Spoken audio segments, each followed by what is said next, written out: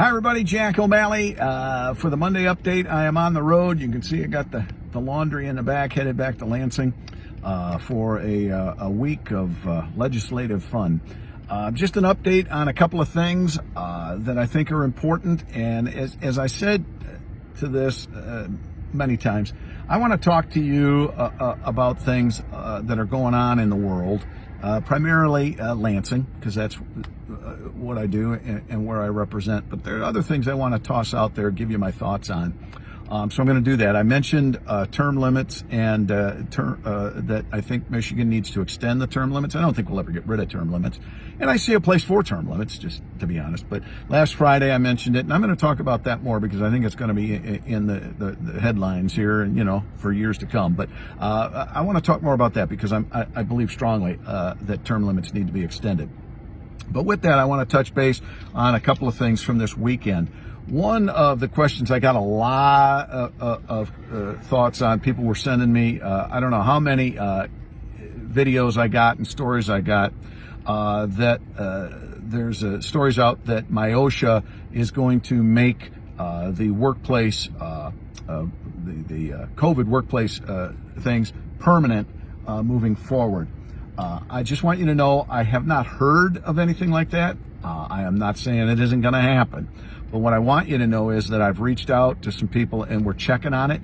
As of this moment, I can tell you that has not been discussed or brought up. So I don't know where that's going to be. I'm not going to tell you it isn't going to happen. But I just want you to know that as of this moment, other than in these articles, that's not been discussed. Just so you know, I just again, I'm not saying it isn't going to happen, but I want you to know that we're following up on those things and asking, trying to get a lead on that. So if I get any information on that, I'll let you know. But I think that's a big one because I got a lot of people sending these. It's funny. I should have probably kept track, but I probably got 10 different stories or whatever on it over the weekend. And I would tell you, it was from 10 different sources that I'd never heard of. So, again, I don't know where all of that came from, but we're following up on it and checking on it. So I just want you to know.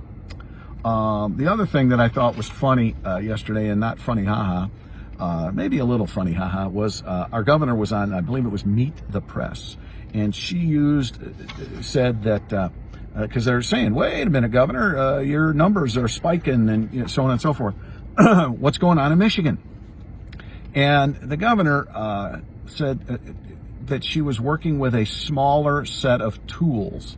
I sued and lost to a conservative Supreme Court.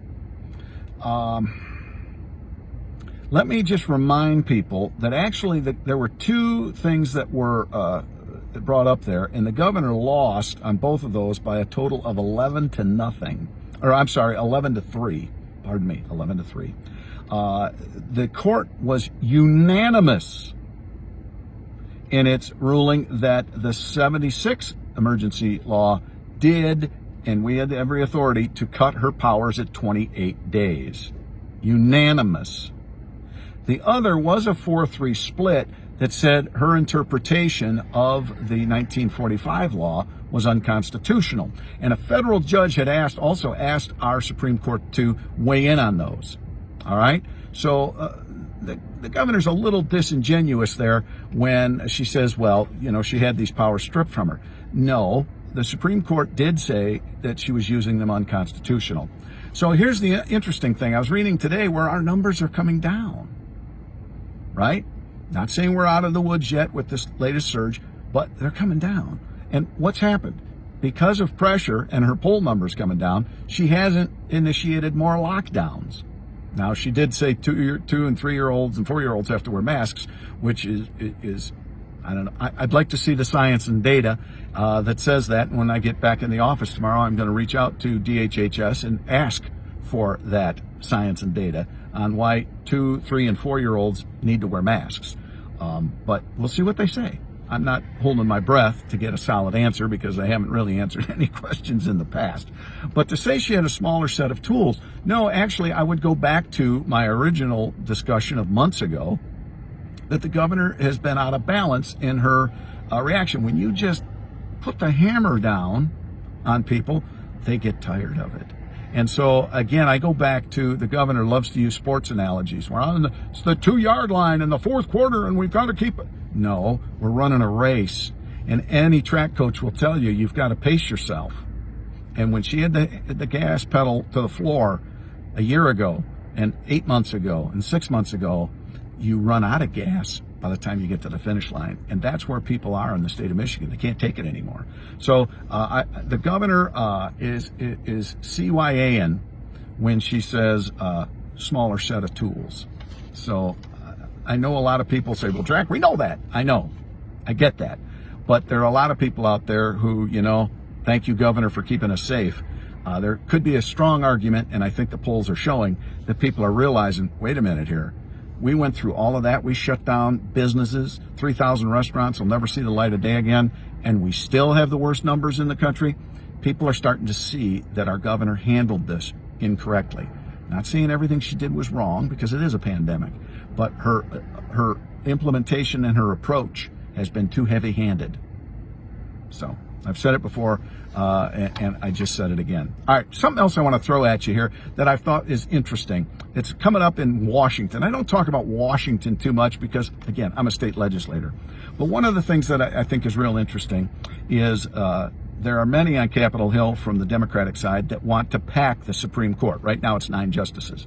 And if you remember back in your history classes, some of you may actually remember when this happened, but FDR tried to pack the Supreme Court when he wasn't getting his way, and they were able to fight back, and everybody settled on, agreed that 9 was the number. You couldn't have more.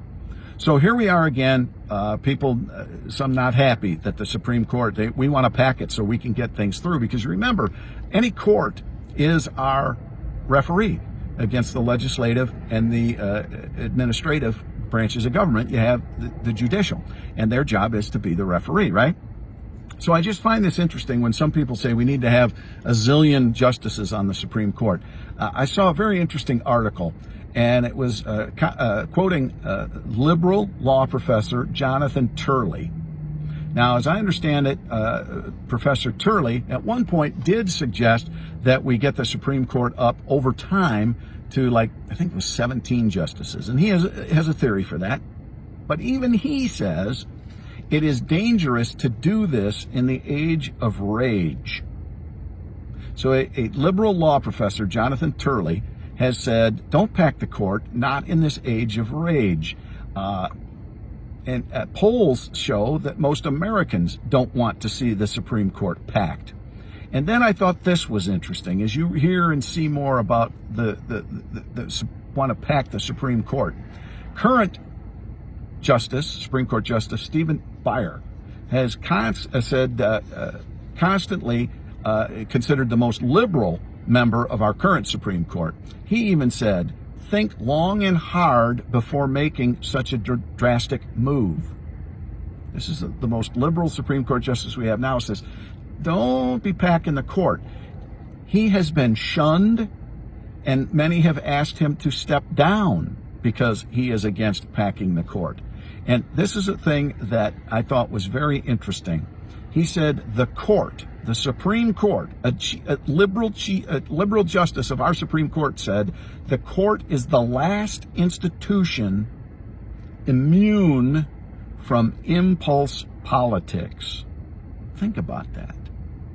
So as you hear many on Capitol Hill say, we've got to pack the court, and President Biden waffling on that discussion, liberal law professor Jonathan Turley said it's dangerous to do that in this age of rage. And here's a man who thinks we should extend the number of justices on the Supreme Court over time, not quickly.